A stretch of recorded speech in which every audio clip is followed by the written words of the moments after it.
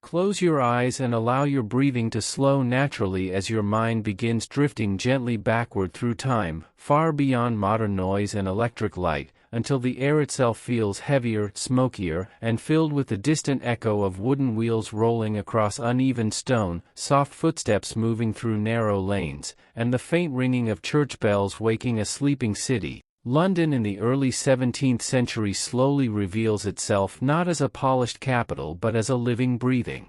maze of timber houses, crooked streets, crowded marketplaces, and restless human ambition, where every breath carries the scent of coal smoke, river mist, damp wood, animal sweat, and burning tallow candles drifting upward into a gray, restless sky as the Thames flows quietly beside the city, carrying merchant ships, fishing boats, and whispered secrets of distant lands, while fog curls low over the water, wrapping the docks in a dreamlike hush where sailors unload barrels of spice, fabric, sugar, and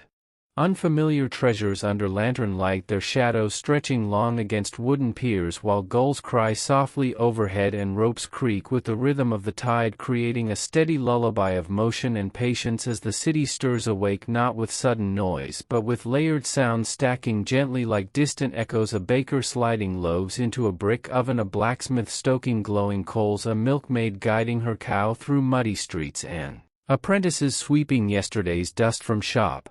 thresholds, while children still wrapped in thin blankets sleep curled beside flickering hearths, unaware that outside their doors history itself is constantly unfolding through small unnoticed moments where survival depends on routine, discipline, and quiet resilience. As London grows larger each year, swelling with newcomers seeking work, fortune, safety, or escape from rural poverty, compressing thousands of lives into narrow alleyways where sunlight struggles to reach the ground and every building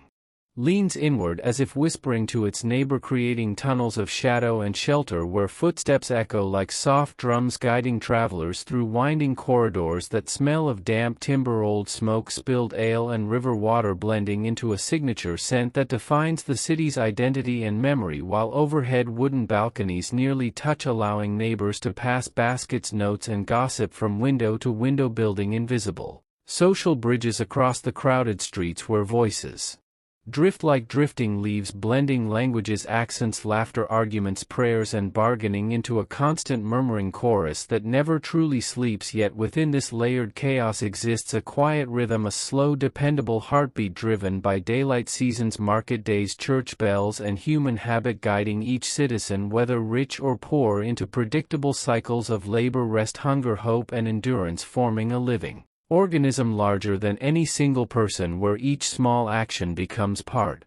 of the city's collective breath. And as morning light filters faintly through smoky air, illuminating drifting particles like golden dust, the city prepares for another long day of survival, trade, struggle, and silent dreaming, inviting you gently deeper into its winding streets where stories wait patiently inside every doorway, every footstep, every breath of wind, and every fading echo of the past. As the pale morning light spreads slowly across the tangled rooftops of 17th-century London, the city awakens like a vast breathing creature stretching its limbs after a restless night. Wooden shutters creak open one by one, thin curtains flutter slightly in the cool air, and the faint smell of baking bread begins drifting outward from small brick ovens hidden behind narrow shopfronts where bakers already work with flour-covered hands, kneading heavy dough by candlelight. Long before most families rise from their straw mattresses, and nearby a water carrier balances sloshing buckets across a wooden yoke, moving carefully over uneven stones while muttering softly to himself, knowing that clean water is precious and every spilled drop matters, because the Thames, though grand and flowing, is thick with waste, refuse, and unseen danger, making drinking directly from it a risk that many still take out of necessity. And as carts begin rolling through the lanes, their iron rims scraping against stone, creating rhythmic echoes that bounce between leaning buildings, the first market traders arrive, pulling crates of onions, apples, dried fish, bundles of herbs, and rough cloth, setting up small stalls beneath patched canvas awnings while calling quietly to early customers, their voices blending into a low, steady hum that rises gradually like distant surf washing against the shore of human activity. And above them church bells ring in slow, measured intervals, marking time for prayer, labor, and Memory reminding every soul that the structure of life is guided not by clocks but by sound tradition and habit. And as apprentices hurry along clutching ledgers, tools, or wrapped parcels, they weave carefully between horses, dogs, wandering chickens, and barefoot children who dart playfully across the street chasing rolling hoops or bits of discarded wood, their laughter briefly lifting the heaviness of the air before fading again into the background rhythm of survival where each person carries invisible burdens of rent, hunger, disease, ambition, and hope, forming silent emotional currents flowing beneath the visible bustle of trade and movement. And within cramped homes, families begin their day crowded together in single rooms where beds are shared by parents, children, sometimes boarders as well. The hearth still warm from last night's embers used to heat thin porridge made from oats, water, and occasional scraps of salted meat, while mothers stir slowly, conserving fuel because firewood and coal cost money, and smoke fills lungs, darkening ceilings with soot that never fully disappears, leaving every wall stained by generations of breathing, cooking, and endurance. And clothing is layered and heavy, patched, repeatedly handed down from older siblings or purchased secondhand from street vendors selling garments whose histories are unknown, carrying the faded smell of countless bodies and weathered journeys, yet still treasured because warmth means survival in damp London winters where cold creeps silently into bones and joints, causing stiffness, pain, and illness that doctors struggle to treat with their limited understanding, relying on herbs, prayer, bloodletting, and superstition rather than true science. And as sunlight climbs slightly higher, filtering through smoke, haze, and fog, the streets grow increasingly crowded with laborers heading toward docks, workshops, construction sites, breweries, slaughterhouses, printing houses, and warehouses where long hours await them with little guarantee of safety because accidents are common. Heavy beams fall, ropes snap, fires flare suddenly, and injuries often become infected, leading to lingering sickness or death. Yet work must continue because without wages families cannot eat, and landlords show little mercy for late rent regardless of illness or misfortune. And near the river the docks pulse with global energy as ships from the Netherlands, Spain, the Americas, Africa, and the Mediterranean unload sugar, tobacco, spices, timber, fabrics, metals, and strange unfamiliar objects that spark curiosity among dockworkers who glimpse the wider world only through cargo crates and sailor stories whispered between heavy lifts, while seagulls circle overhead shrieking sharply and the river itself laps against wooden pilings carrying floating debris, bits of straw, broken barrels, and drifting waste slowly downstream toward the sea where the city's remnants dissolve into endless water. And taverns begin opening their doors early, offering small beer safer than water and thick stews to laborers needing strength before long shifts, as wooden benches fill with rough voices sharing rumors, gossip, political whispers, and exaggerated tales, while pipes release thin streams of smoke curling lazily toward dark rafters stained by decades of fires, laughter, arguments, and spilled ale, forming invisible layers of memory embedded within the wood itself. And nearby in quieter districts merchants open ledgers, counting coins, adjusting inventory, planning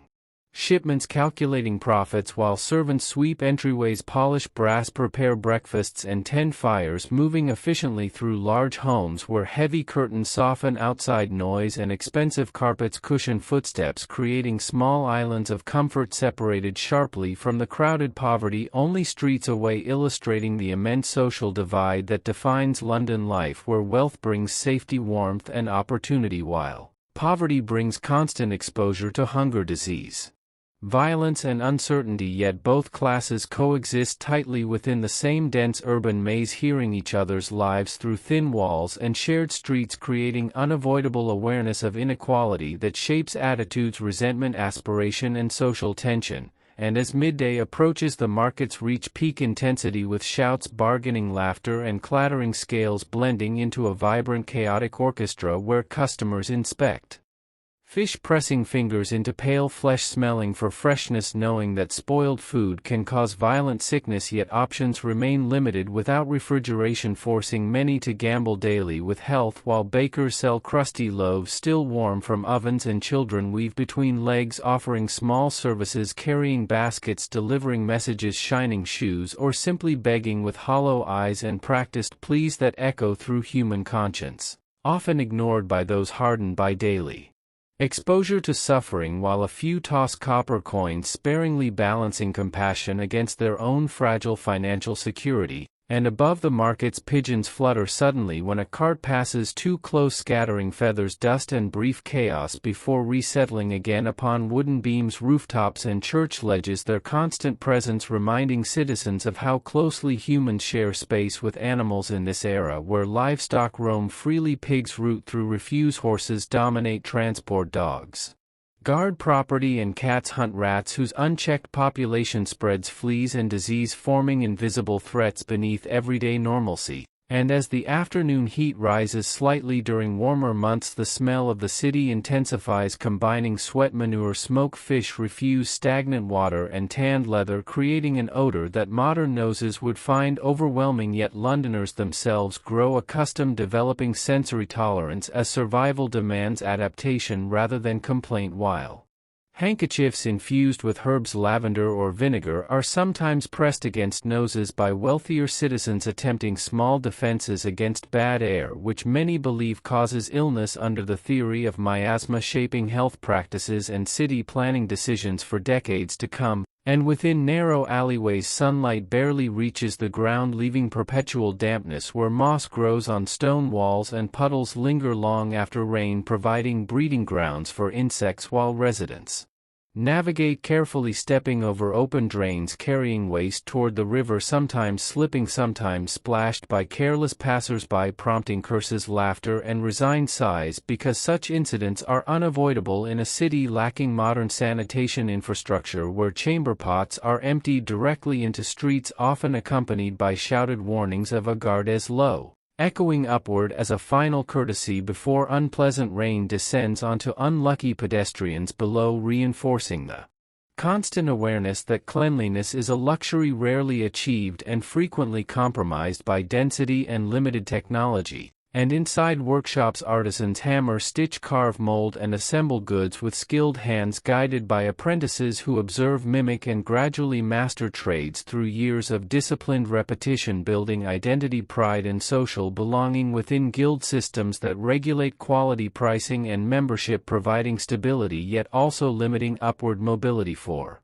outsiders, women, and the poor who struggle to access formal training pathways while still contributing heavily through informal labor, invisible yet essential to city function. And printers operate heavy presses, spreading ink onto pages that carry news pamphlets, religious tracts, political arguments, and sensational stories about crimes, disasters, and scandals, feeding public curiosity and shaping collective imagination, while literacy slowly increases, allowing broader segments of society to engage with written information, altering how ideas travel through the city, replacing purely oral rumor networks with printed influence that accelerates social change, slowly reshaping thought patterns and awareness beyond immediate neighborhoods. And as evening approaches, shadows lengthen across crooked streets, casting dramatic silhouettes of chimney signboards, hanging lanterns, and passing figures, while shopkeepers begin closing shutters, counting remaining stock, and securing doors with heavy wooden bars, knowing that night brings increased risk of theft, assault, and disorder, as street lighting remains minimal, relying on scattered lanterns and moonlight, leaving large portions of the city cloaked in darkness, where footsteps echo unpredictably and unknown shapes lurk in doorways, alley mouths, and behind stacked barrels, heightening tension and awareness among travelers who quicken pace, clutch purses, and stay close to familiar routes, while watchmen patrol, intermittently calling out the hour with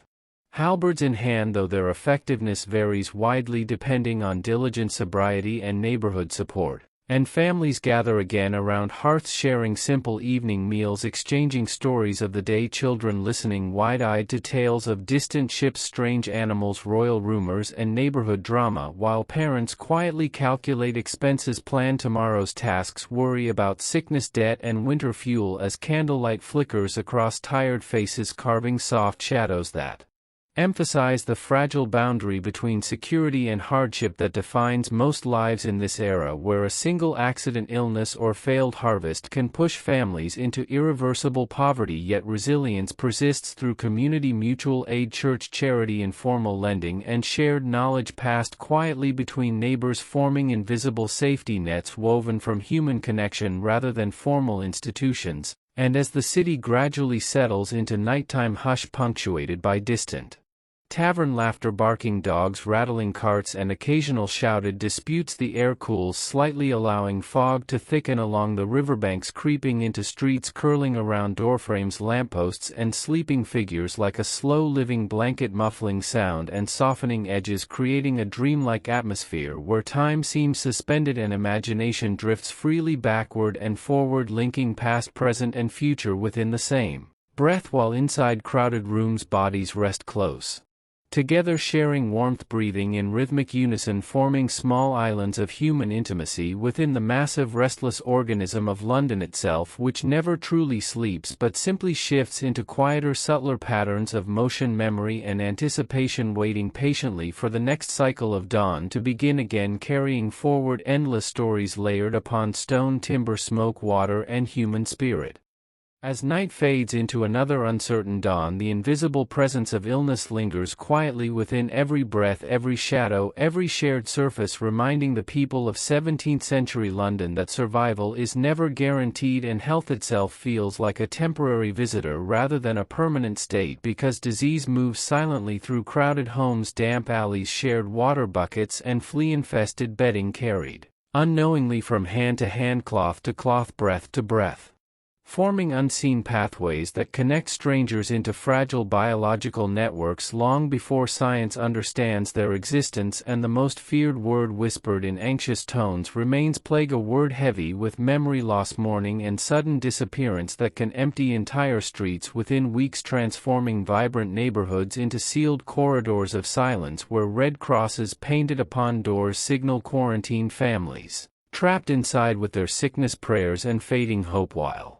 watchmen guard exits, preventing escape, forcing neighbors to listen helplessly as coughing, crying, and final breaths echo faintly through wooden walls and drifting fog, creating emotional scars that linger long after the epidemic passes, shaping collective fear, behavior, and superstition for generations. And when outbreaks occur, carts roll slowly through streets, calling out for the dead, collecting wrapped bodies stacked like fragile bundles destined for mass graves beyond city edges, where names dissolve into numbers and grief becomes communal rather than personal, because loss arrives too frequently to mourn individually, yet each household quietly remembers faces, voices, laughter, and shared meals now erased, leaving empty spaces in beds and at tables that no amount of time fully fills. And beyond plague, other illnesses remain constant companions. Smallpox leaves scarred faces and blindness, typhus thrives in filthy bedding, tuberculosis wastes bodies slowly over months, and infected wounds often prove fatal because bacteria remain unknown and antiseptic practices non-existent, while childbirth carries real risk for mothers and infants alike, making every birth both celebration and gamble. And physicians armed with limited tools rely on bloodletting, purging, herbal tonics, astrology, and spiritual explanations, attempting to balance imagined bodily humors rather than addressing microscopic causes, while barber surgeons perform amputations with saws, heated irons, and crude bandaging in rooms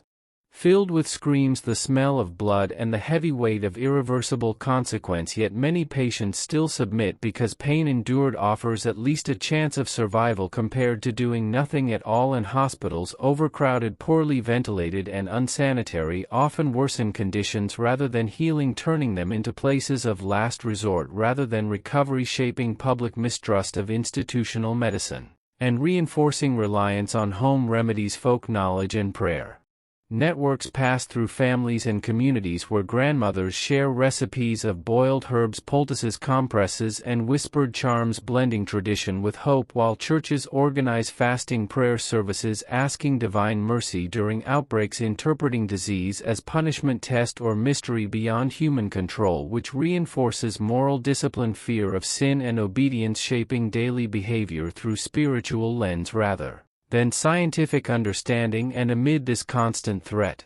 of sickness. Londoners develop psychological resilience rooted in acceptance, normalization, and forward momentum, learning not to dwell excessively on mortality because excessive fear would paralyze daily function. So humor, gossip, routine, and distraction become emotional survival tools, allowing minds to shift focus away from looming danger while still maintaining cautious habits like burning herbs, opening windows, avoiding strangers during outbreaks, and carrying scented cloths believed to filter bad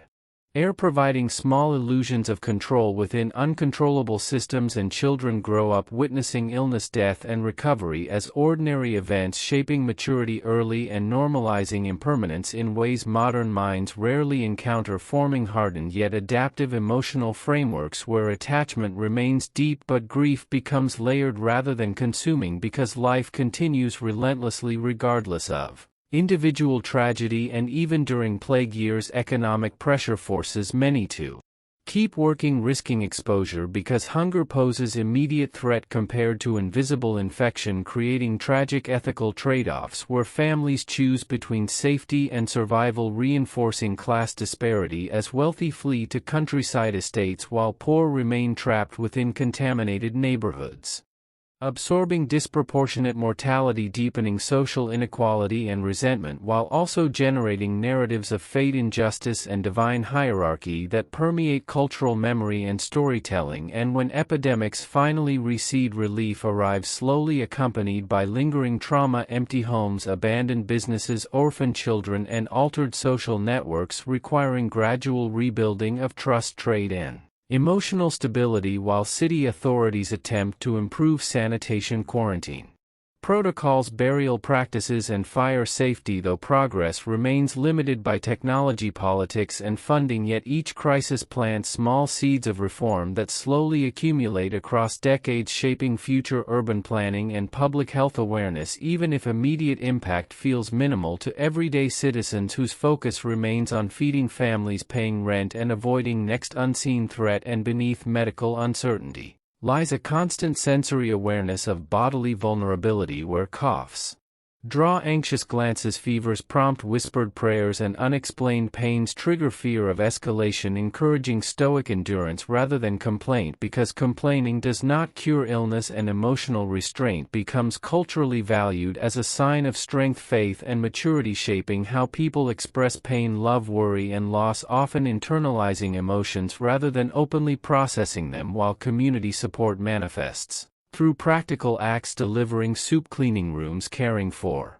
children during sickness, reinforcing bonds of mutual dependence that quietly sustain neighborhoods during crisis, forming invisible safety networks stronger than formal institutions. And as dusk returns once again over rooftops, chimneys, and drifting fog, the city exhales collective tension, settling into another uncertain night where every breath remains a gift, every morning remains a fragile victory, and every heartbeat carries silent gratitude for continued existence, reminding the people of London that life persists not through comfort or certainty but through adaptability, courage, habit, and shared humanity, flowing steadily like the Thames beneath bridges, carrying both memory and hope forward into tomorrow. As the long summer of 1666 stretches across London, with dry timber beams creaking quietly beneath relentless sun and warm winds drifting through tightly packed alleys, the city unknowingly prepares for one of the most transformative moments in its history, because beneath ordinary routines of baking bread, carrying water, hammering iron, and counting coins, a fragile balance exists between human control and elemental power. And in the early hours of a single night, a small unattended flame inside a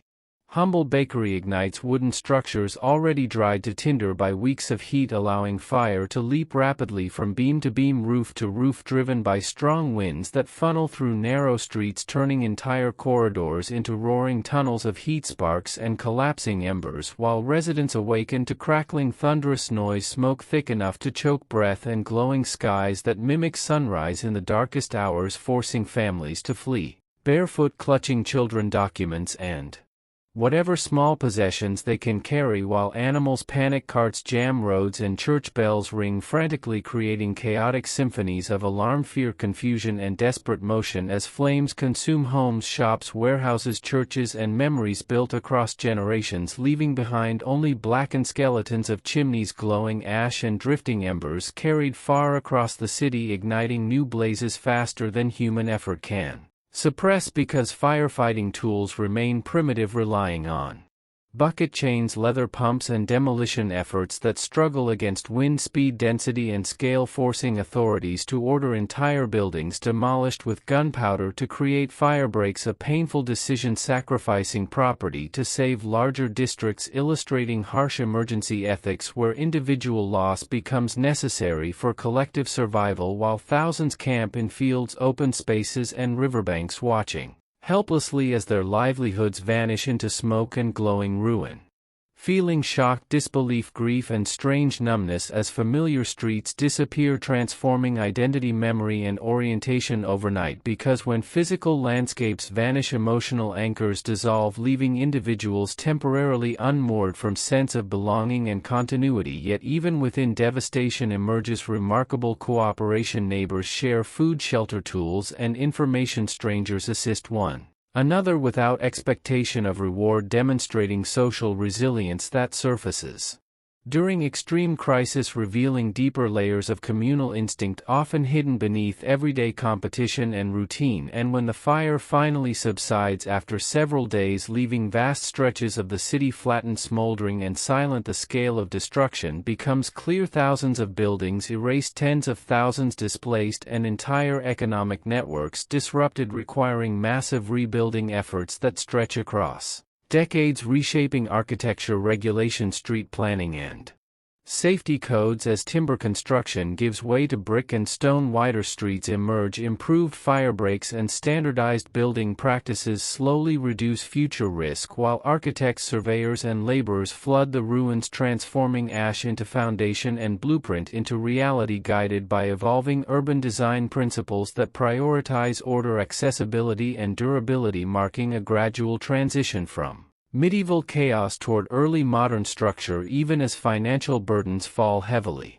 upon property owners, tenants, and merchants, many of whom never fully recover, forcing migration, career changes, and generational shifts in social mobility, while insurance industries begin emerging in response to risk awareness, demonstrating how disaster catalyzes economic innovation alongside human suffering. And psychologically, the fire imprints itself deeply into collective memory, serving as cautionary legend, moral lesson, and symbol of rebirth, fueling sermons, literature, art, and civic identity, reinforcing narratives of divine judgment, human humility, and communal perseverance, shaping how future generations interpret hardship and recovery. And as rebuilt neighborhoods rise from scorched ground, residents slowly repopulate streets, reopening shops, schools, taverns, and churches, restoring daily rhythms, though scars remain embedded within street alignments, building materials, and personal stories whispered to children and grandchildren, reminding them of fragility and renewal, while survivors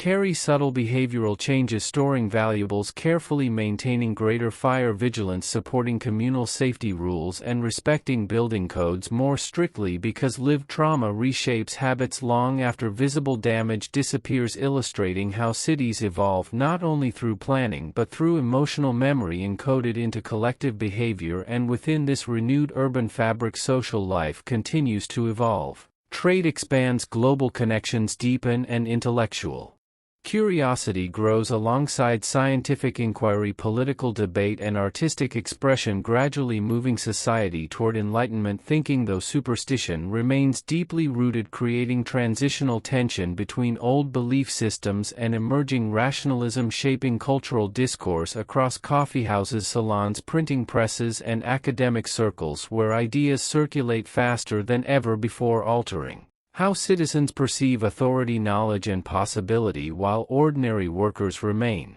Grounded in practical survival, balancing innovation with tradition, navigating changing economic opportunities while maintaining community bonds built upon shared experience of rebuilding hardship and endurance. And as evening once again settles over newly constructed streets lined with brick facades reflecting warm candlelight through glass windows replacing fragile timber frames, the city exhales quietly, carrying forward layered memory of destruction, resilience, adaptation, and hope, forming a living testimony to human capacity for recovery, where catastrophe becomes catalyst and loss becomes foundation for renewal, embedding deeper appreciation for stability, patience, and collective responsibility within London's evolving identity that continues shaping its rhythm for generations beyond the 17th century.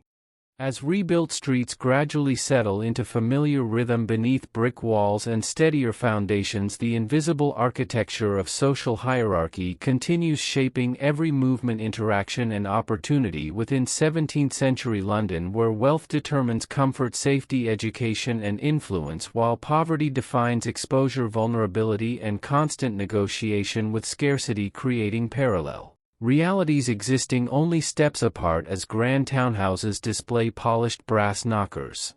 heavy doors guarded by servants, and interior spaces filled with upholstered furniture, fine china, imported fabrics, and warming fireplaces where elite families discuss trade, politics, marriage alliances, and property investments, while outside narrow courts and alleys remain crowded with laborers, widows, orphans, migrants, and aging workers packed into damp rooms, sharing beds, rotating shifts for sleep, and relying on informal economies of small repairs, hawking, scavenging, laundering, and childcare to survive daily needs, forming resilient micro-communities bound by necessity, trust, and shared hardship, even as conflict occasionally erupts over noise, theft, space, or scarce resources, illustrating how density magnifies tension alongside cooperation. And within the middle ranks, shopkeepers, clerks, craftsmen, and skilled trades occupy fragile stability, balancing rent, inventory, taxes, apprentices, wages, and market fluctuations, striving upward through reputation, reliability, and saving while fearing downward collapse from illness, fire, theft, or economic downturn, demonstrating how social mobility exists yet remains precarious, demanding constant vigilance, discipline, and calculated risk, while class boundaries express themselves through clothing, accent, posture, education, and leisure choices, enabling instant visual identification, reinforcing social sorting mechanisms that influence trust, marriage, credit, and legal outcomes, shaping long-term life trajectories from childhood onward. And crime emerges naturally within this unequal ecosystem as survival, pressure, temptation, and opportunity intersect. Pickpockets weave expertly through crowded markets, slicing purse strings with practiced fingers, while housebreakers target poorly secured dwellings under cover of darkness, and confidence tricksters exploit trust, desperation, and illiteracy, manipulating contracts, weights, measures, and false identities, while organized gangs operate in certain districts, bribing watchmen, fencing stolen goods, and intimidating rivals, creating informal power structures parallel to official authority. Yet punishments remain severe. Public hangings, whippings, branding, transportation, and imprisonment serve as deterrent theater, reinforcing moral order through spectacle, where crowds gather not only for justice but entertainment, gossip, and emotional release, revealing complex social psychology where violence becomes normalized through ritualized exposure, while also reinforcing fear and conformity. And prisons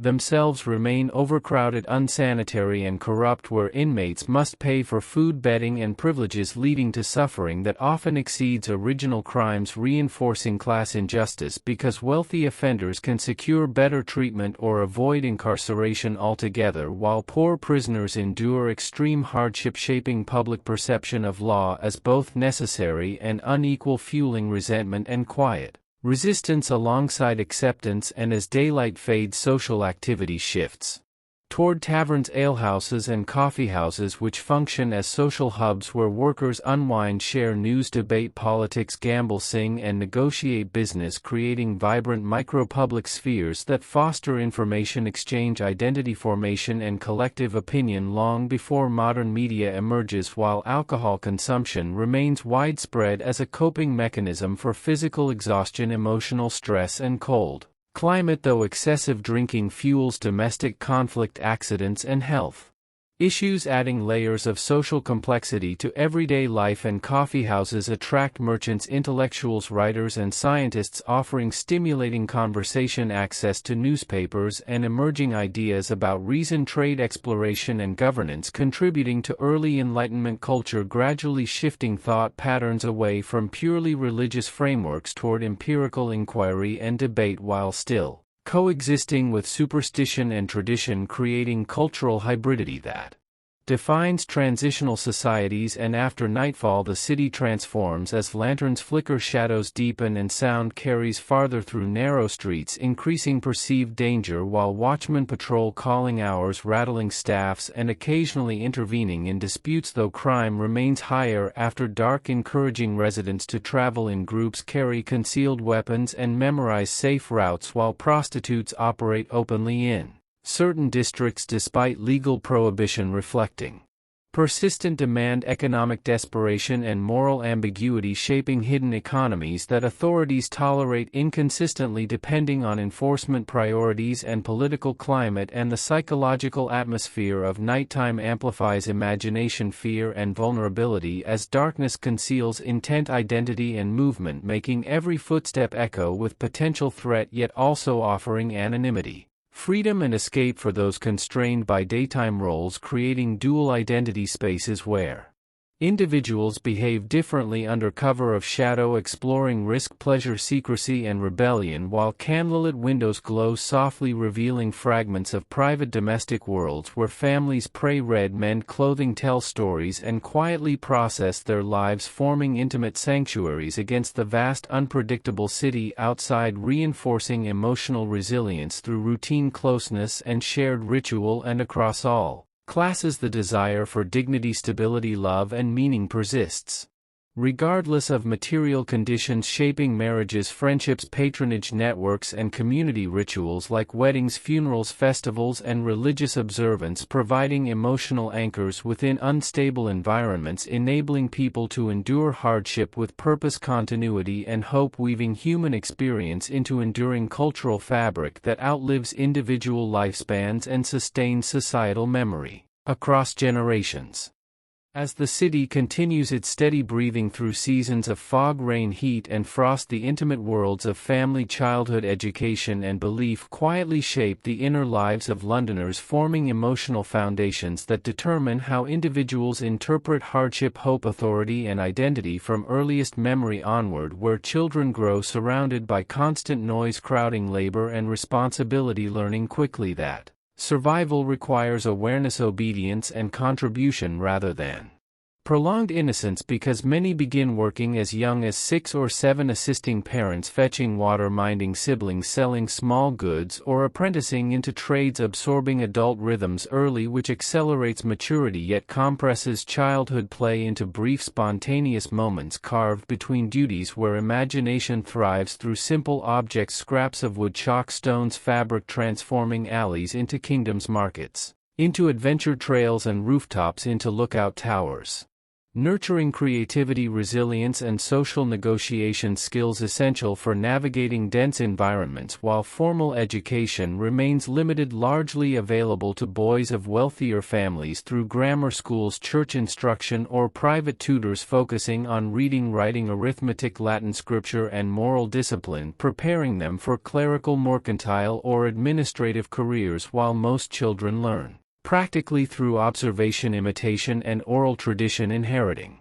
occupational knowledge, values, and survival strategies from parents and neighbors, reinforcing generational continuity while also limiting social mobility for those lacking access to formal literacy and networks. Yet informal literacy spreads gradually through printed pamphlets, cheap broadsheets, and public readings in taverns and markets, exposing wider populations to news stories, religious debates, and sensational events, shaping curiosity and shared cultural reference points beyond direct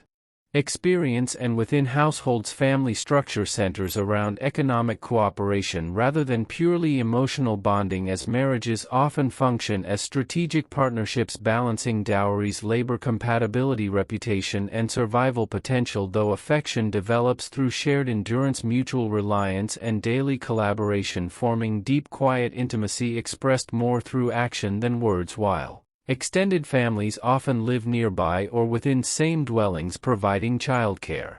elder support, skill transmission, and emotional continuity, strengthening community resilience, though overcrowding also fuels tension, conflict, and lack of privacy, requiring constant negotiation of space boundaries and authority roles, shaping interpersonal dynamics and conflict resolution habits from young age, while gender roles remain clearly defined yet fluid in practice as women manage household finances, brewing, sewing, childcare, market sales, and sometimes independent business operations,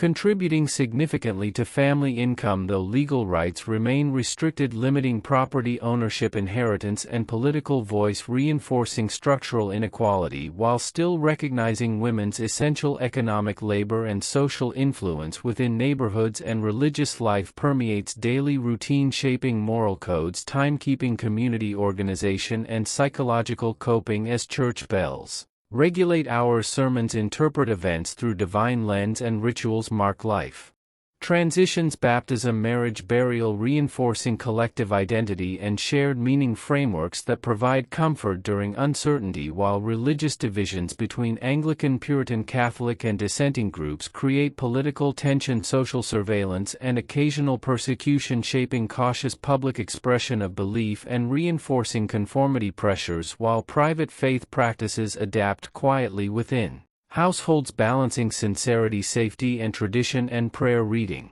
scripture, and attending services serve not only spiritual functions but social networking, information exchange, and charitable coordination, strengthening communal ties while reinforcing hierarchy through seating arrangements, patronage, and clergy authority, shaping social order within sacred space, and psychologically individuals internalize strong sense of duty, restraint, humility, and perseverance, believing suffering carries moral significance, shaping emotional regulation, discouraging excessive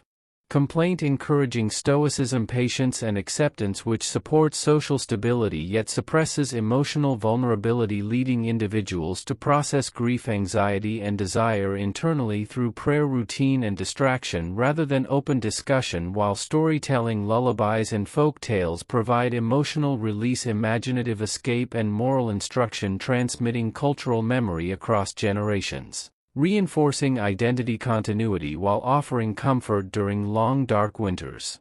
When daylight fades early and indoor confinement increases interpersonal intensity, and as children grow into adolescence, apprenticeships, service, domestic labor, and early marriage structure life trajectories, quickly limiting prolonged exploration yet building practical competence, responsibility, and social embeddedness, early enabling society to reproduce functional roles efficiently within dense urban systems while also perpetuating inequality patterns across generations. And despite limited leisure, organized recreation still exists through seasonal festivals, fairs, religious holidays, music, dancing, and communal meals, offering periodic release from routine, reinforcing social bonds, joy, and shared memory, providing emotional replenishment essential for sustaining long-term resilience. And as families settle each evening around hearths, whispering prayers, sharing bread, exchanging stories, mending clothing, and preparing for tomorrow's labor, the quiet emotional core of London life unfolds beneath the louder narratives of trade, disaster, politics, and crime, reminding that civilization rests ultimately upon countless small domestic moments of care, cooperation, teaching patience, forgiveness, and hope, weaving invisible threads that bind individual lives into collective continuity across time.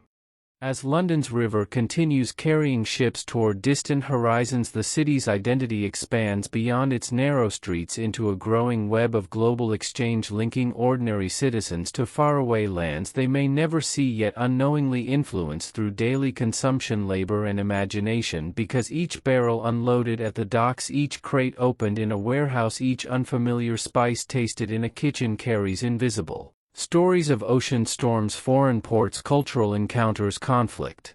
Cooperation and human ambition weaving London into the early fabric of global commerce where merchants calculate profit routes, insurance risk and political alliances while sailors return with sun-darkened skin, foreign words, strange habits and tales of towering cities, unknown animals and dangerous seas, fueling curiosity, wonder, fear and aspiration among listeners in taverns and marketplaces where imagination stretches beyond local geography, reshaping how people conceptualize the world, shifting from insular village-based identity toward expanding planetary awareness, even if distorted by rumor, exaggeration and limited maps, and trade transforms daily life materially as sugar sweetens tea, tobacco becomes fashionable, coffee enters social culture, spices diversify cooking, cotton fabrics replace rough wool and imported porcelain replaces simple clay, altering sensory experience, taste, texture and status, signaling while simultaneously tying households to colonial labor systems, exploitation, slavery and geopolitical competition. Though most citizens remain unaware of ethical dimensions, focusing primarily on affordability, novelty and comfort, illustrating how economic systems obscure distant human cost from local consumption, shaping moral blind spots that persist across centuries, and the growth of financial institutions, insurance companies, joint stock ventures, stock trading and banking accelerates risk management, investment and wealth accumulation, enabling large-scale projects, exploration, infrastructure and military expansion, while creating new class divisions between capital holders and wage laborers, shifting power dynamics gradually from aristocracy toward merchant capitalism, reshaping political influence, urban development and social aspiration, where wealth becomes increasingly tied to commerce rather than land ownership, altering class mobility patterns and cultural values toward efficiency, calculation, innovation and competition, and coffeehouses emerge as nerve centers of information exchange where shipping schedules, commodity prices, scientific experiments, political pamphlets and philosophical debates circulate freely, encouraging analytical thinking, skepticism and evidence-based reasoning alongside rumor and speculation, creating early public intellectual culture that democratizes idea circulation, though access remains limited by literacy, gender and class. And printed newspapers slowly standardize shared narratives of events, enabling collective awareness across neighborhoods, shaping public opinion, identity and political engagement, fostering sense of belonging to larger national and imperial story rather than solely local parish identity, expanding psychological horizons and altering how individuals locate themselves within historical flow, and scientific curiosity grows through observation, experimentation and documentation as natural philosophers study astronomy, anatomy, physics, chemistry and biology, questioning traditional authority and superstition while still constrained by religious doctrine and limited technology, creating transitional worldview, blending faith and reason, shaping early Enlightenment momentum, influencing education, navigation, medicine, engineering and agriculture, slowly improving living standards though unevenly distributed across population, and artistic expression evolves through literature, theater, music and visual arts, reflecting social change, exploring themes of ambition, morality, power, identity and human complexity, providing emotional mirror to collective experience, while theaters attract diverse audiences, enabling shared storytelling rituals that cross class boundaries, temporarily dissolving hierarchy within performance spaces, fostering empathy, imagination and cultural cohesion, and as exposure to diversity increases through imported goods, foreign visitors, translated texts and travel accounts, curiosity expands, but also fear, prejudice and xenophobia emerge, reflecting tension between openness and protectionism, shaping immigration attitudes, religious tolerance policies and national identity narratives, illustrating how globalization generates both enrichment and anxiety within societies navigating rapid change. And for ordinary Londoners, these transformations manifest subtly through new tastes, conversations, aspirations and opportunities, gradually altering daily routines, career paths and social expectations, where sons may dream of merchant ventures, daughters of improved marriage prospects. Apprentices of independent businesses reflecting shifting opportunity structures while still constrained by rigid hierarchy and limited capital access, and psychologically individuals begin perceiving time as progressive rather than purely cyclical, recognizing potential for improvement, innovation and expansion, fostering optimism, ambition and future-oriented planning, though tempered by persistent risk, disease, war and disaster, creating balanced realism rather than naive idealism. And as evening descends once again over bustling docks, warehouses, glowing lanterns and murmuring coffeehouses, the city hums with layered energy of tradition and transformation, where old timber memories coexist with brick ambition and distant horizons, shaping a metropolis quietly preparing to enter modernity, carrying forward collective learning, curiosity, resilience and adaptive capacity into centuries yet unseen. As the city eases toward deeper night, the sharp edges of daylight soften and London's presence becomes less visual and more sensory, guided by sound, scent and subtle motion, as footsteps, slow voices lower and lantern flames flicker gently in the cooling air, allowing the city's true nighttime character to emerge, not as chaos but as a layered hush where distant tavern murmurs blend with the soft clatter of closing shutters, the rhythmic creak of wooden signs swaying overhead and the faint splash of oars along the Thames, where boats glide quietly beneath bridges carrying late cargo or solitary travelers whose silhouettes dissolve into fog, while church bells toll the hour slowly, each note stretching into darkness, marking time like a steady heartbeat, reassuring restless minds that order persists even when streets grow shadowed and uncertain and smells drift differently now as heat fades, allowing cool damp stone to release earthy scents, mixing with river mist, extinguished candles, spent coal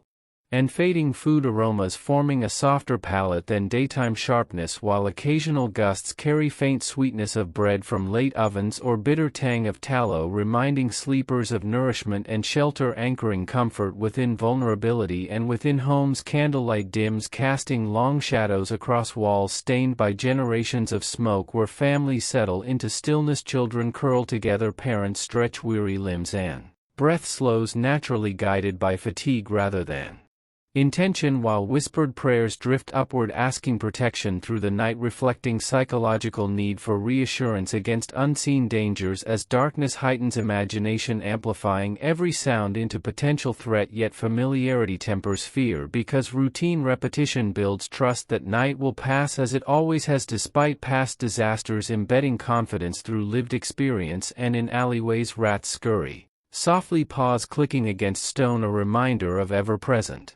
life beneath human order, while cats patrol silently, guardians of granaries and kitchens, maintaining delicate ecological balance, unrecognized yet vital, and watchmen's calls echo intermittently, their voices distorted by distance, fog and walls, creating ghost-like announcements of time and safety. Though their presence is imperfect, it symbolizes communal effort to guard collective rest, reinforcing shared responsibility within fragile systems. And above rooftops, clouds drift slowly, revealing glimpses of moonlight that glint off chimney pots, tiles and river surface, transforming familiar structures into dreamlike silhouettes, encouraging minds to wander gently across memory, imagination and story, as fatigue loosens grip of rational thought, allowing images of past conversations, future hopes, distant places and loved faces to float softly without urgency, mirroring the city's own transition from action to rest. And the Thames continues its quiet movement, unbroken by human schedules, carrying reflections of lantern stars and bridges downstream toward the sea, its steady flow offering subconscious comfort, symbolizing continuity, persistence and calm, reminding listeners that despite individual worries, life moves forward reliably, smoothing edges of anxiety and fear. And within this nocturnal calm, sensory awareness heightens to subtle details, fabric rustling, breath shifting, wooden beams settling under cooling temperature, creating gentle pops and sighs, like the city itself exhaling,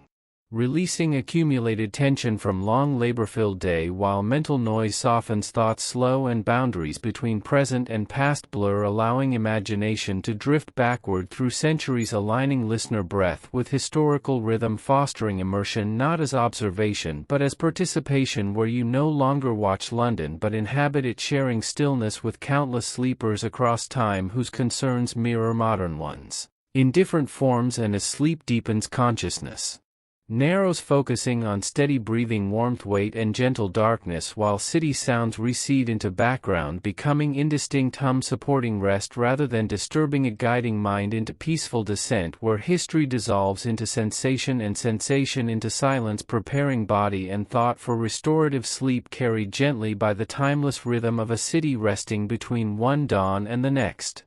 As the deepest hours of night settle fully across rooftops, chimneys, riverbanks, and empty lanes, the city seems suspended between breaths, existing in a delicate balance of stillness and slow movement, where only the softest sounds remain: the distant lap of water against stone, the faint rustle of fabric as sleepers turn in their beds, the muted creak of cooling timber, and the faraway echo of a watchman's fading call dissolving into fog, creating a vast gentle quiet that wraps itself around the mind, encouraging surrender to rest while memory and imagination drift effortlessly, weaving together fragments of stories, faces, streets, laughter, sorrow, and endurance from centuries past, forming a calm tapestry of human continuity, reminding that every life, regardless of era, shares similar rhythms of waking, striving, hoping, resting, and releasing control into sleep. And in this suspended moment, the emotional weight of London's long journey softens into simple appreciation for resilience, adaptability, and shared humanity, where struggles once loud and heavy now rest quietly within historical memory, no longer demanding immediate action, allowing perspective to expand beyond individual worry into collective narrative, where millions of ordinary lives shape the city not through grand fame but through daily persistence, kindness, cooperation, and quiet courage. And as subconscious mind absorbs these impressions, it begins integrating them into deeper layers of awareness, reinforcing feelings of safety, belonging, and continuity, reducing stress and encouraging emotional balance, while breathing remains slow, steady, and automatic, guiding nervous system toward restoration and repair. And outside, the fog thickens slightly along the river, reflecting dim lantern light into blurred halos that shimmer gently before dissolving into darkness, creating visual metaphor for how thoughts soften, blur, and fade during transition into sleep, where sharp edges lose importance and only vague comforting impressions remain, allowing mental relaxation without resistance. And distant church bells mark another passing hour, each note slower than memory itself, echoing through empty streets, reminding that time continues its patient movement regardless of individual awareness, offering reassurance that rest does not pause progress but supports renewal. And in small rooms across the city, bodies lie close, sharing warmth, breath, and subtle movement, creating invisible networks of synchronized rhythm as human organisms collectively enter restorative cycles, mirroring biological patterns across centuries, linking modern listener with historical sleepers through shared physiology of rest, repair, and dreaming, bridging time through sensation rather than intellect, while the Thames maintains its steady flow, carrying reflections of sleeping bridges, warehouses, and stars downstream, blending past and present into continuous motion, reinforcing subconscious trust, instability, and continuity. And gradually even these gentle sensory anchors recede into background awareness, leaving only internal calm, steady breath, comfortable weight, and neutral darkness as mental imagery dissolves into soft abstraction, freeing mind from narrative structure and cognitive effort, allowing neural systems to disengage from alertness into deeper regenerative states where learning, memory, emotional processing, and physical healing occur naturally without conscious direction. And in this quiet surrender, the city's story no longer needs words, because it has settled into sensation, memory, and rhythm, becoming part of subconscious landscape rather than active thought, guiding listener into peaceful, uninterrupted sleep, carried forward gently by timeless human cadence of night dissolving into rest. As night slowly yields to the first hint of dawn, the city remains enveloped in quiet anticipation of light, where shadows soften further and the air carries the faint warmth of approaching sun filtered through lingering fog, allowing London to exhale gently after hours of stillness, while rooftops glisten faintly from dew and chimneys release thin threads of smoke curling softly upward, as if signaling the city's own awakening, yet remaining serene and unobtrusive, allowing minds to linger in liminal Space between deep sleep and gentle consciousness, and within this space the rhythm of breathing matches the subtle pulse of the streets where empty cobblestones reflect memory of yesterday's bustle and distant footsteps imagined or remembered echo faintly blending with birdsong stretching lazily across rooftops and riverbanks forming a natural lullaby linking past and present across centuries. And as the mind floats freely through this peaceful urban landscape, emotions soften, remaining unresolved tension dissolving into warmth, calm, and quiet gratitude for endurance, persistence, and shared humanity across generations, creating a foundation for rest, rejuvenation, and inner balance, while subconscious layers integrate experience, story, and sensation into memory, building resilience, empathy, and imaginative capacity without active effort, and slowly awareness of time loosens entirely, allowing perception to remain anchored only in comfort, steady breath, gentle weight, and surrounding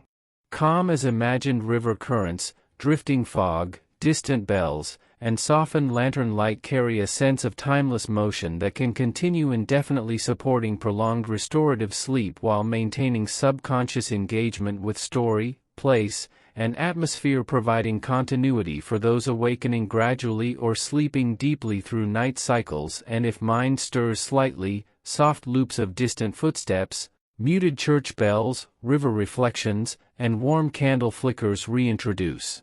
gentle rhythm, creating natural return points without jarring transitions, preserving uninterrupted immersion while leaving no sharp cognitive demands or stress cues, encouraging seamless drift deeper into restorative states as body, mind, and imagination remain synchronized with historical rhythm, natural environment, and shared human endurance, creating perfect closure that simultaneously allows quiet re-entry into sleep should consciousness shift, completing the narrative arc from bustling life, disaster, resilience, daily labor, community, sensory immersion, reflection, and finally deep calming resolution in a continuous thread that mirrors the enduring pulse of London itself from night to dawn and beyond, ensuring that the listener feels safe, contained, connected, and gently guided toward sustained, uninterrupted rest carried by the layered echoes of centuries, river, wind, fog, smoke,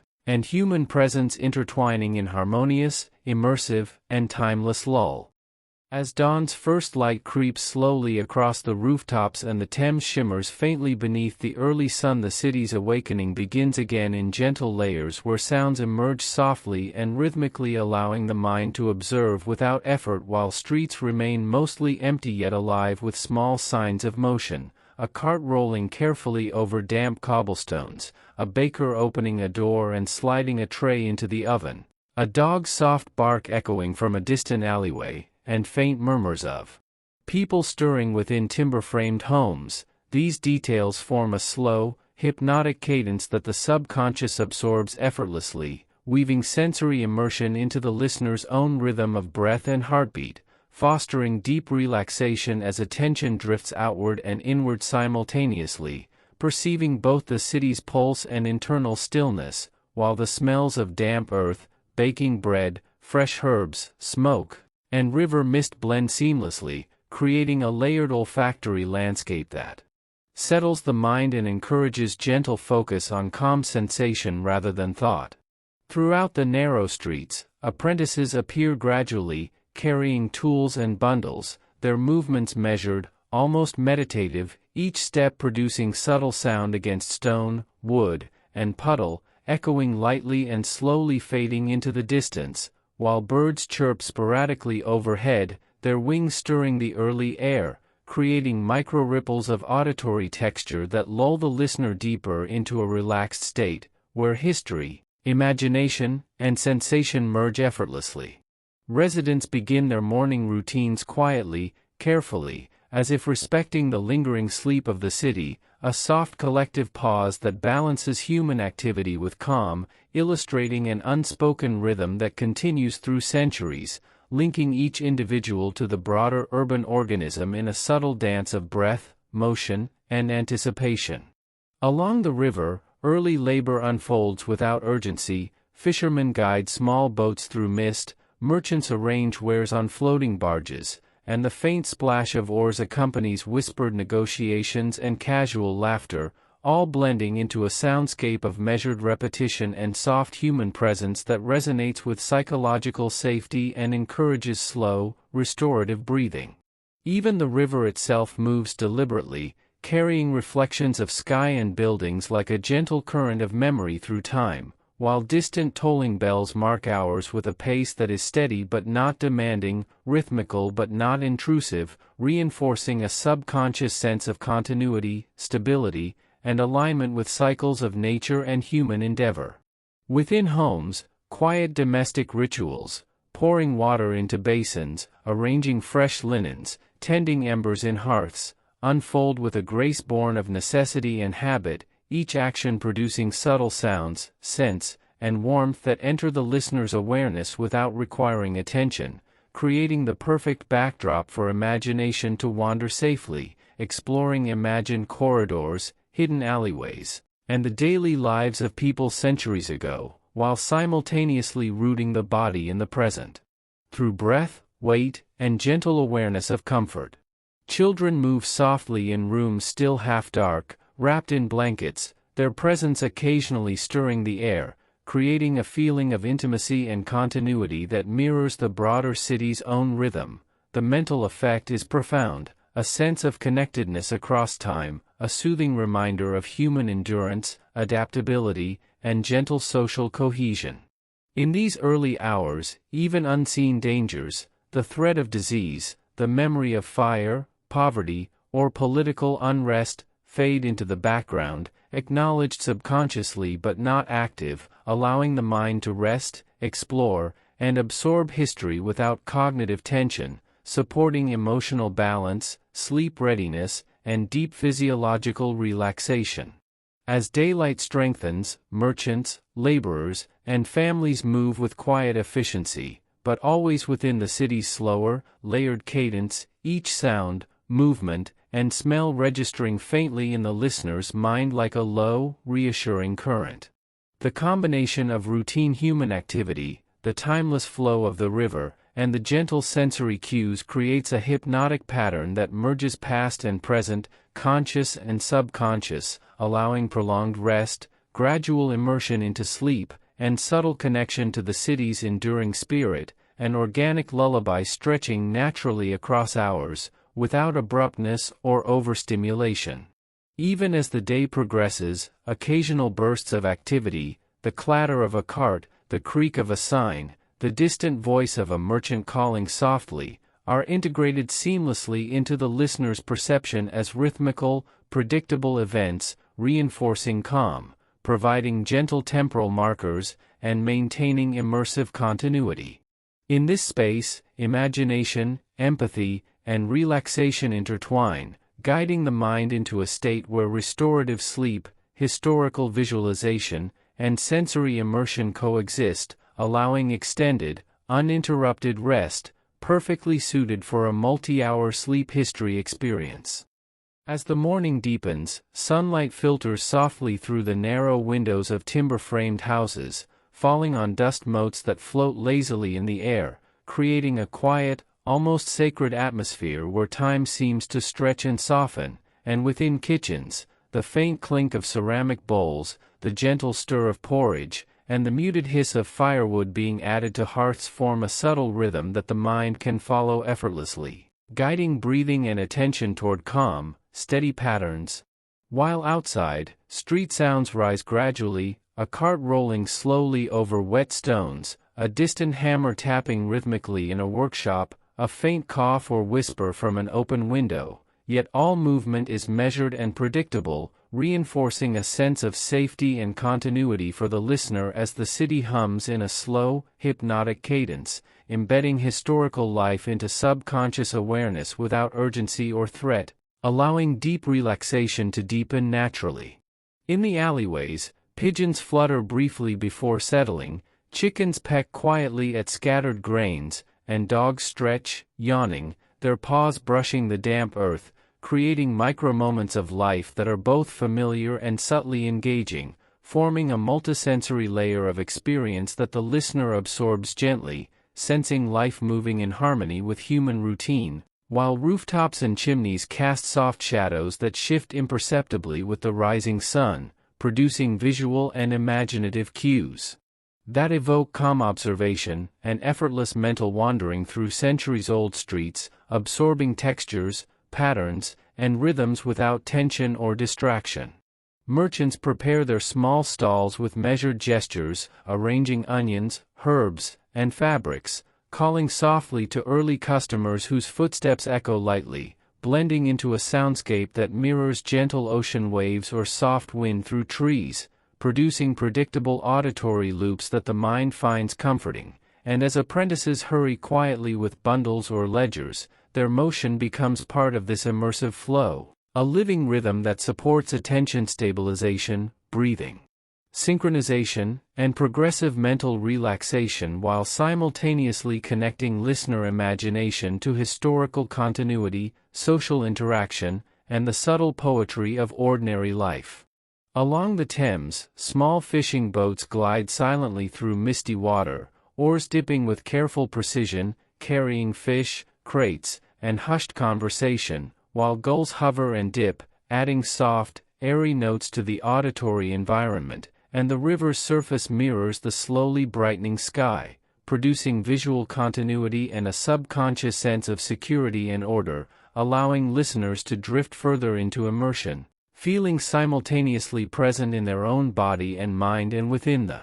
historical pulse of a living city, its rhythm slow, steady, and entirely compatible with rest, reflection, and sleep readiness. Within homes, family members move in quiet choreography, sweeping floors, stirring tea, checking fires, fetching water, adjusting bedding, and tending children, creating subtle, layered auditory and tactile stimuli that gently anchor attention while maintaining relaxation. And as the day unfolds in this careful, measured way, the mind of the listener perceives continuity, calm, and gentle motion, absorbing historical life without cognitive effort, and gradually, the body follows the rhythm. The nervous system responds with slowed heart rate and relaxed muscles, and imagination drifts freely through centuries-old streets, markets, homes, and riverbanks, producing deep, immersive sleep preparation in perfect harmony with layered historical storytelling.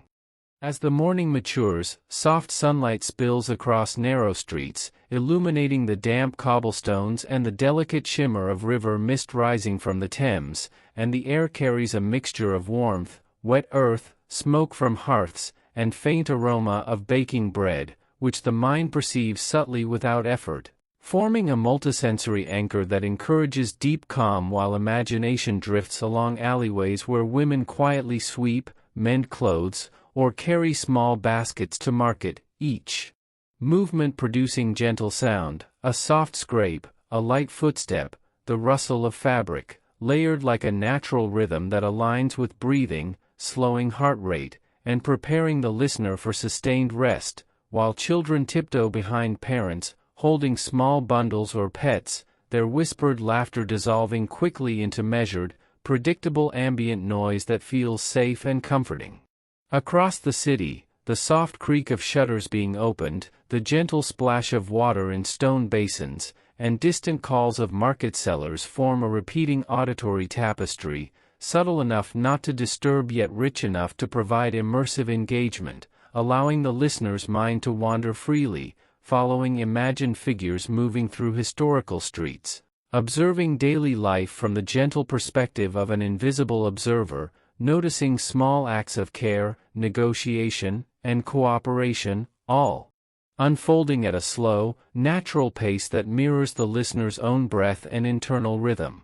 Along the riverbanks, fishermen prepare small nets, boats rock lightly with subtle waves, and gulls circle silently overhead, their wings barely disturbing the fog-laden air, while the Thames flows steadily, reflecting soft light, carrying the faint aroma of salt, river mud, and damp wood, forming a continuous sensory loop that the mind perceives as rhythm, continuity, and reassurance, embedding a deep sense of temporal stability and historical presence, and as carts and pedestrians move along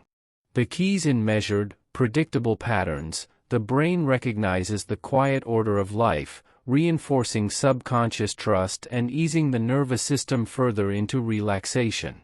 Within homes, quiet domestic activity continues. A parent stirs porridge, a child adjusts bedding, a servant sets out fresh water, and a faint candle flickers against the wall, casting slow-moving shadows that rise and fall in gentle waves, creating a hypnotic visual pattern that the mind can follow without active thought, allowing imagination to merge with calm awareness, bridging centuries, as the listener feels simultaneously grounded in the present and immersed in historical London life. Sensing textures, sounds, scents, and rhythms without needing narrative attention, producing deep restorative effect. In narrow alleys, subtle life persists. A cat pads silently over a stone roof, a bird flutters into a gutter, the faint rustle of paper or cloth drifts from half-open windows, and distant laborers begin their gentle morning tasks, their sound measured, predictable, almost meditative,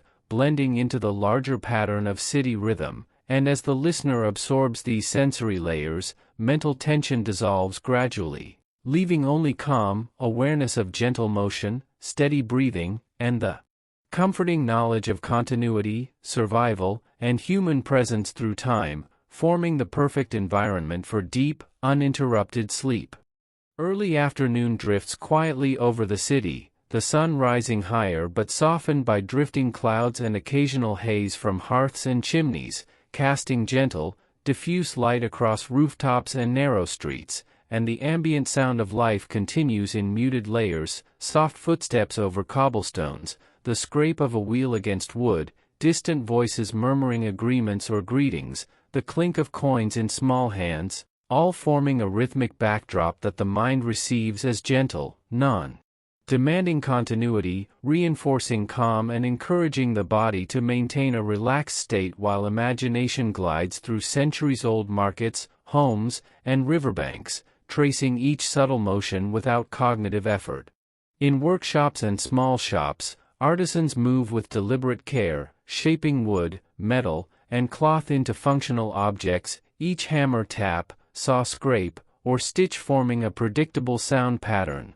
while apprentices observe and imitate, creating a layered auditory and visual rhythm that the subconscious recognizes as harmonious, supporting mental stillness, deepening relaxation, and anchoring awareness to gentle repetition, all while providing rich, immersive context for the listener to imagine. Life in 17th-century London without urgency, tension, or distraction.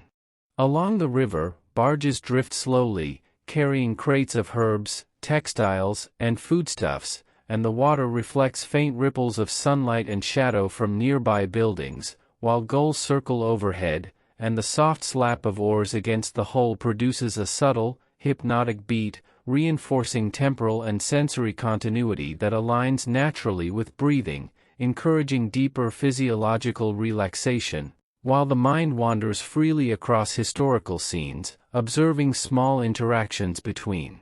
traders, dockworkers, and passers-by, absorbing details without active engagement, producing calm immersion suitable for extended sleep preparation.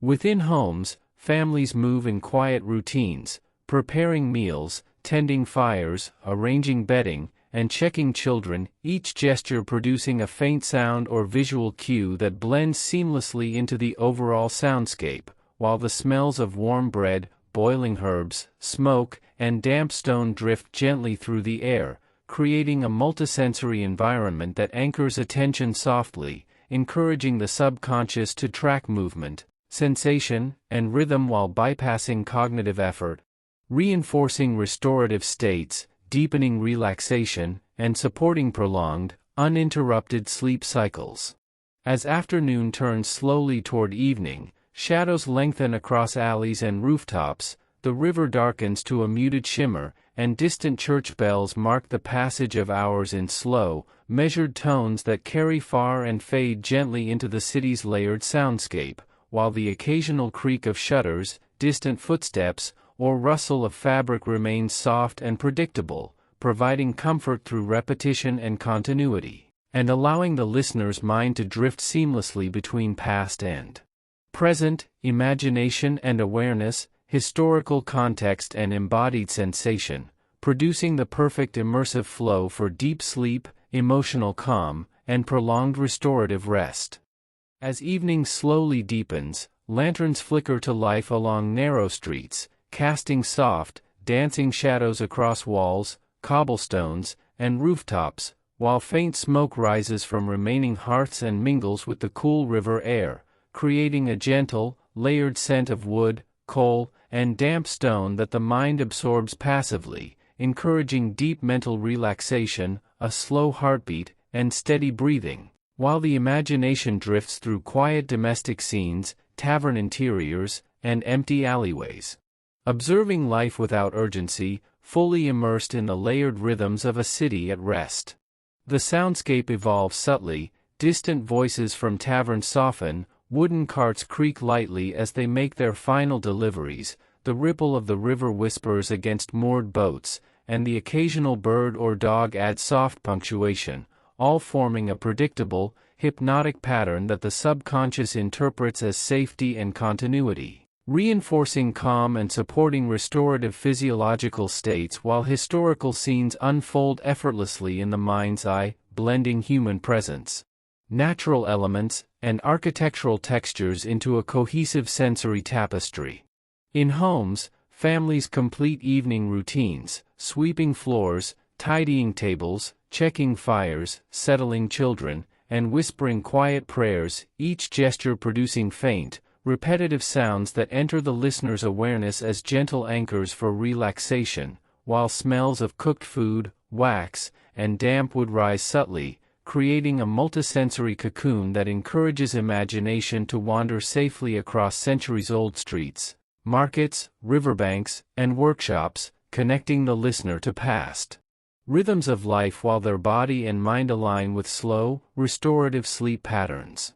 Along the Thames, night boats drift silently, their oars dipping in soft, consistent patterns, carrying cargo, passengers, or fishermen returning from quiet work, while reflections shimmer on the water in muted golds and silvers, forming a gentle visual loop that the mind can track effortlessly, reinforcing calm focus without requiring attention or active thought, and embedding a subtle temporal structure that mirrors natural circadian rhythm, guiding deep, immersive rest as the listener absorbs both the sensory richness and historical continuity of the city. In alleyways, cats move quietly, rats scurry gently, and faint footsteps echo softly as the few remaining night workers complete their tasks, creating layered, low-volume environmental sounds that the brain perceives as predictable and non-threatening, enhancing safety perception, promoting parasympathetic nervous system activity, and encouraging deeper stages of sleep while allowing the imagination to flow through detailed historical observation, connecting personal sensation to centuries of urban human experience in a seamless, hypnotic rhythm. As night approaches its deepest hours, the city breathes as one living organism, chimneys exhale thin threads of smoke, the river glides steadily, occasional distant bells toll slowly, and the faintest wind moves over rooftops and through narrow streets, blending all sensory input into a gentle, continuous flow that aligns perfectly with the listener's breath, heartbeat, and muscle relaxation, producing a fully immersive, restorative environment where historical London life, sensory richness, and deep mental calm converge, enabling uninterrupted sleep and profound subconscious integration of story, sensation, and relaxation into a timeless, soothing rhythm that can carry the listener through hours of restful slumber. As the deepest part of night settles fully, rooftops, alleyways, and riverbanks are bathed in soft darkness punctuated only by occasional lantern glow, moonlight, and faint star reflections, creating a calming visual rhythm that the mind tracks effortlessly while the body relaxes further, muscles releasing tension, heart rate slowing, and breath deepening naturally, allowing imagination to drift freely through imagined streets, markets, and workshops of centuries past, observing quiet activity, small gestures, and subtle interactions that form an immersive, hypnotic narrative without cognitive demand. In kitchens and homes, faint sounds of late-night care continue, a pot being stirred quietly, embers shifting softly in the hearth, a blanket being adjusted over sleeping children, and the occasional whisper or creak, all entering awareness gently, forming predictable patterns that soothe the nervous system, reinforce safety, and encourage parasympathetic activation, while smells of faint smoke, dried herbs, baked bread, and cool stone air layer subtly, creating a multisensory cocoon in which the listener's mind can wander through historical detail without effort, connecting sensation to imagination and deepening relaxation. The Thames glides silently, water lapping faintly against moored boats, carrying reflections of dim lanterns and moonlight along its rippling surface, producing an auditory and visual rhythm that the subconscious perceives as continuous and predictable, providing a calming anchor for attention while the imagination explores riverfront warehouses, small trading vessels, fishermen, and passers-by, embedding historical awareness into restful states and supporting prolonged deep sleep as the city's quiet pulse aligns with the listener's internal rhythms.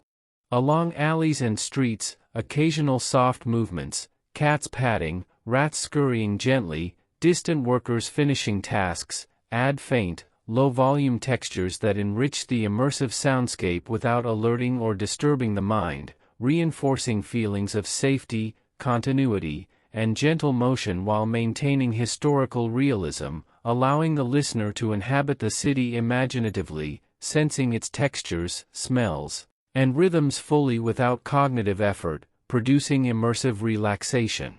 Suitable for extended sleep periods.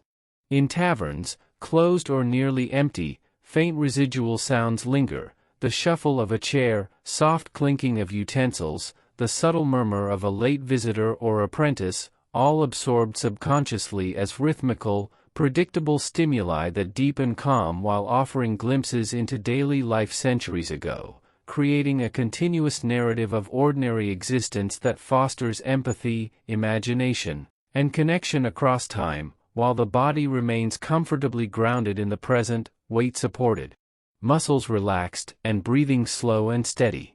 High above, rooftops and chimneys exhale occasional threads of smoke, moonlight shifts imperceptibly across tiles and shingles, and gentle winds stir leaves and dust in soft, repeating patterns, producing layered sensory input that the mind tracks effortlessly as hypnotic, non-demanding rhythm, supporting restorative sleep cycles, deeper parasympathetic activity, and subtle subconscious absorption of historical context, allowing the listener to merge past and present experience into a peaceful, immersive dreamlike environment. As the city rests fully, all sensory layers, the distant river, flickering lanterns, faint domestic activity, animal movements, soft wind, subtle smells, blend into a continuous, gentle, immersive flow that aligns naturally with breathing, heartbeat, and internal body rhythm, producing profound mental calm, uninterrupted sleep readiness, and deep restorative states, while imagination floats freely across centuries-old streets, homes, markets, and riverbanks, absorbing history without effort, creating a timeless, immersive lull that can carry the listener seamlessly through hours of peaceful slumber, fully integrating story, sensation, and restorative rest into a cohesive, hypnotic rhythm. As midnight stretches deeper, shadows settle fully across narrow streets, rooftops, and riverbanks, blending soft darkness with the faint glow of occasional lanterns, creating a hypnotic visual environment where shapes and textures are suggested rather than sharply defined, and the mind absorbs this gently, allowing imagination to roam freely through quiet alleyways, empty markets, and the still, reflective surface of the Thames, sensing life without urgency while muscles relax, breathing deepens, and heart rate slows naturally, creating optimal conditions for restorative sleep and immersive subconscious absorption of historical context. The faint sounds of domestic activity persist, the subtle scrape of a broom, the gentle stir of a pot, the soft sigh of a settling child, and distant, almost imperceptible voices, all blending into a rhythm that the subconscious recognizes as familiar, safe, and predictable, forming a calming loop that aligns seamlessly with the listener's internal state, while smells of faint smoke, warm bread, herbs, and damp stone rise softly, producing a multisensory environment that deepens immersion, encourages mental wandering, and supports uninterrupted sleep. Along the river, small fishing boats and barges move slowly, oars dipping in rhythmical, gentle patterns, water lapping quietly against hulls and piers, and the occasional soft call of a bird or distant human produces layered, low-volume textures that enhance auditory richness without alerting or disturbing, while reflections of lanterns and moonlight ripple softly across the Thames, reinforcing temporal continuity and a hypnotic visual flow that encourages parasympathetic activation, deep relaxation, and immersive engagement with the city's historical pulse. In workshops and markets, faint residual sounds of labor continue, a hammer tapping softly on metal, the gentle scrape of cloth or wood, whispered exchanges between early risers, and footsteps over cobblestones, all integrated seamlessly into the surrounding calm, forming a pattern the mind perceives as safe, predictable, and soothing, allowing imagination to explore historical details without active effort while maintaining deep relaxation, physiological calm, and readiness for extended sleep.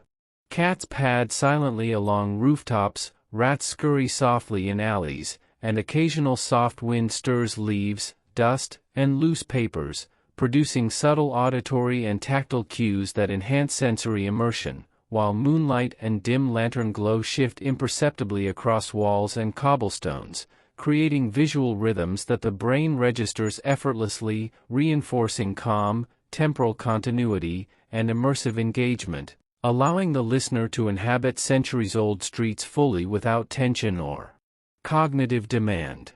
Within homes, gentle evening routines continue unobtrusively. A parent adjusts bedding, a child stirs slightly before settling again, a pot simmers quietly, and faint candle flicker casts slow-moving shadows, all producing multisensory anchors for relaxation, while historical imagination merges seamlessly with present bodily sensation, deepening immersion, encouraging slow, rhythmic breathing, and allowing mental tension to dissolve gradually, preparing for restorative, uninterrupted sleep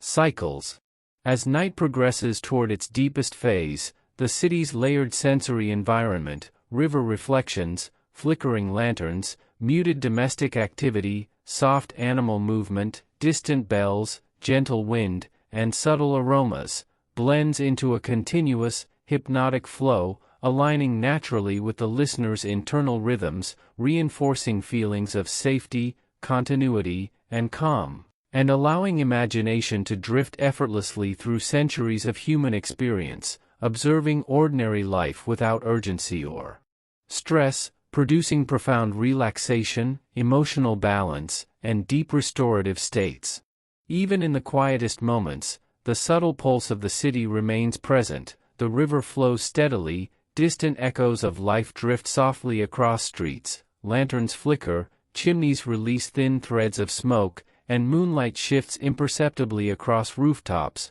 forming a continuous, layered, immersive lull that guides mind, body, and imagination toward uninterrupted rest, integrating historical context, sensory richness, and slow, hypnotic rhythm into a seamless environment for deep,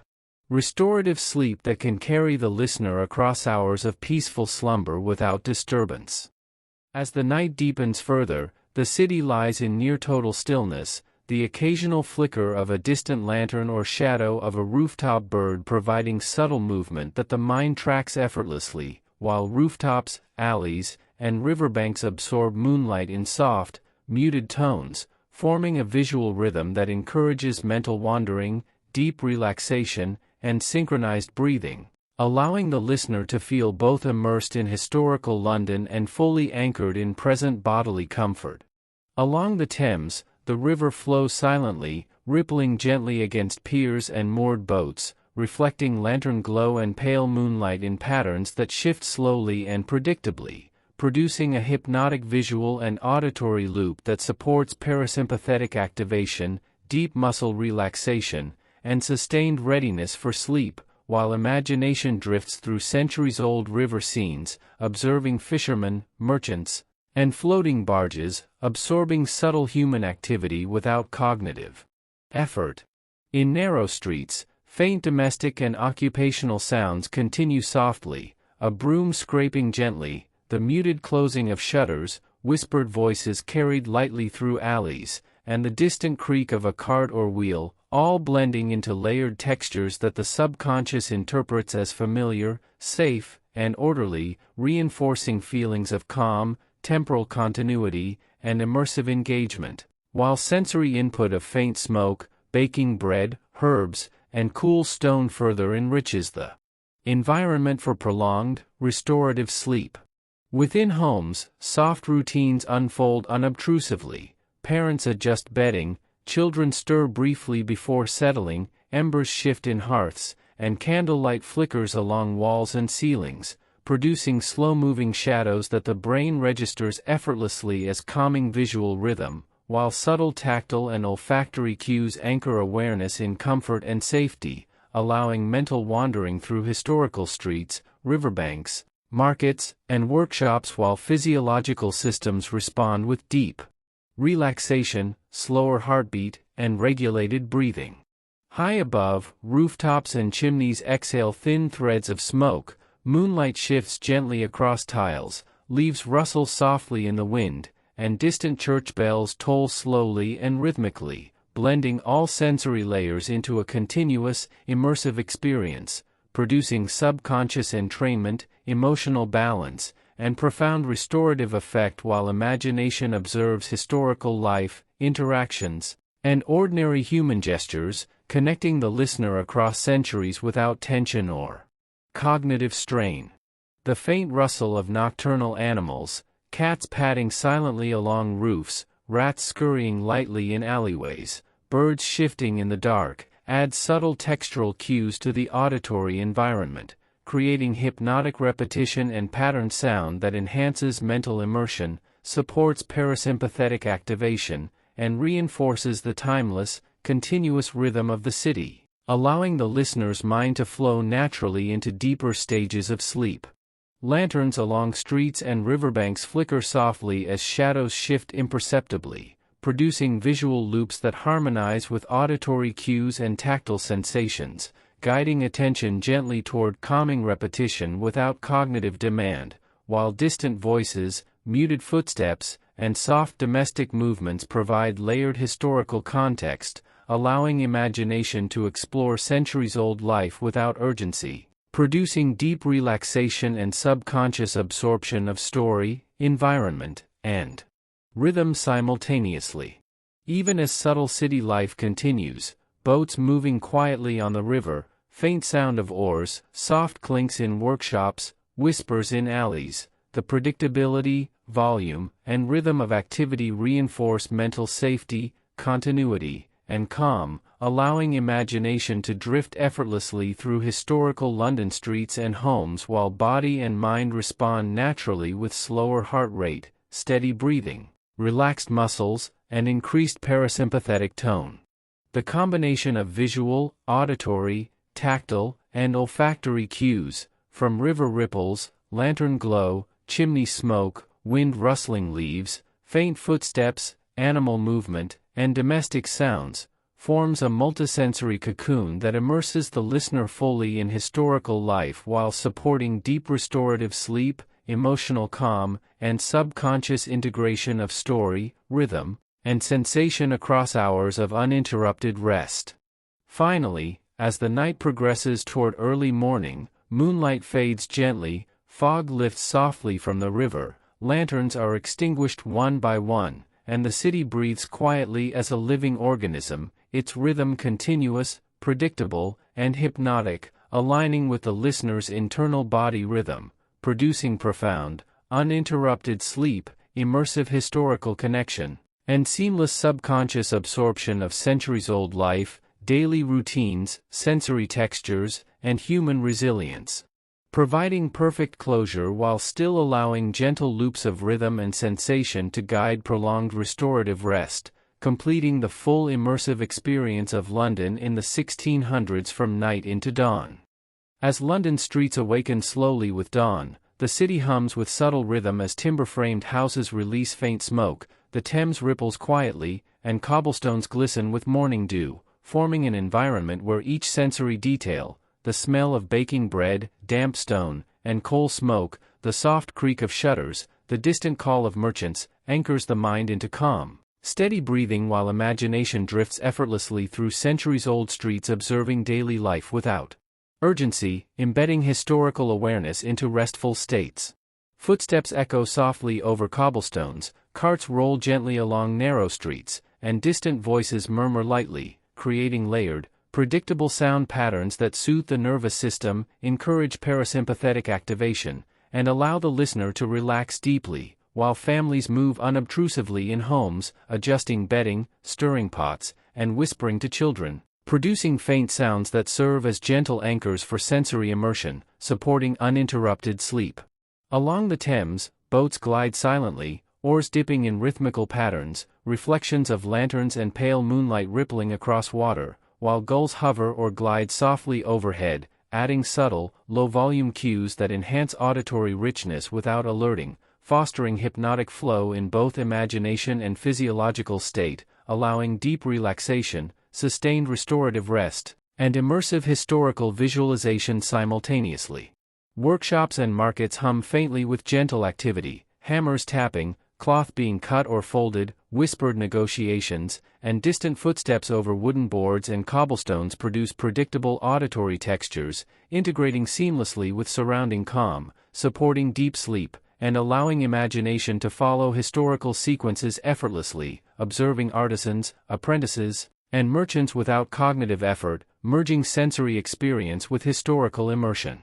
In alleyways, nocturnal animals move quietly, cats pad across rooftops, rats scurry lightly, and occasional birds shift in the dark, producing subtle textural and auditory cues that enrich the immersive environment, reinforcing safety perception, continuity, and gentle rhythm while the mind drifts across centuries-old urban life, absorbing textures, smells, and interactions without stress or attention demand. Candlelight flickers in homes, shadows shift slowly across walls, and embers settle gently in hearths, producing visual and auditory patterns that guide attention softly, allowing imagination to explore interiors, streets, riverbanks, and markets while physiological relaxation deepens, heartbeat slows, muscles release tension, and breathing becomes steady, reinforcing parasympathetic dominance and restorative sleep readiness. Evening deepens, and lanterns along streets and riverbanks flicker softly, casting warm glows over timber and stone, while distant church bells toll slowly, their echoes weaving through alleyways, markets, and homes, producing a layered, predictable rhythm that the subconscious interprets as safe, familiar, and calming, aligning mind, body, and imagination into immersive flow, encouraging sustained deep sleep and subtle historical engagement. Along the Thames, barges drift slowly, water laps quietly against hulls and piers, birds glide overhead, and distant voices of late workers or fishermen remain soft and rhythmic, creating hypnotic auditory loops that guide relaxation, while reflections shimmer gently across rippling surfaces, reinforcing visual continuity and immersive engagement with centuries-old city life. High above, rooftops exhale faint smoke, moonlight shifts imperceptibly, and soft wind stirs leaves and dust, layering tactile, auditory, and visual input into a continuous, immersive flow that the mind tracks effortlessly, supporting slow, deep breathing, emotional balance, mental calm, and restorative physiological states,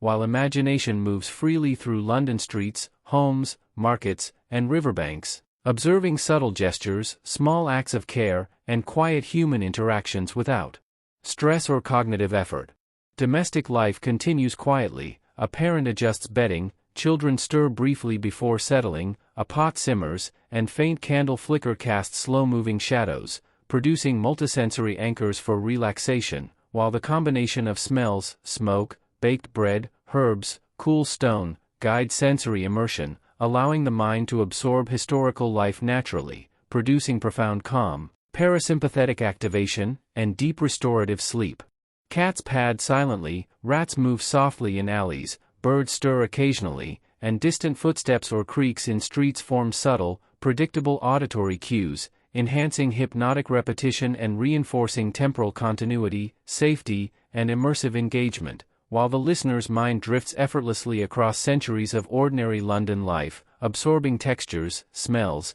and rhythms without cognitive strain, supporting deep restorative sleep. The layered soundscape, the ripple of the Thames, flickering lanterns, muted domestic activity, soft animal movement, distant bells, gentle wind, and subtle smells, forms a continuous, multisensory lull, aligning with breathing, heartbeat, and internal body rhythm, producing profound mental calm, uninterrupted sleep readiness, and deep restorative states while imagination merges seamlessly with historical visualization. Even in the quietest moments, the city's pulse continues, boats drift on the river, oars dip in rhythmic patterns, faint footsteps and distant voices echo softly, lanterns flicker, chimneys release thin smoke, and moonlight shifts across rooftops, creating a continuous, layered, immersive flow that guides mind, body, and imagination toward deep restorative sleep while sustaining historical context, sensory richness, and hypnotic rhythm for hours of uninterrupted slumber. As dawn approaches, fog lifts gently from the river, lanterns extinguish gradually,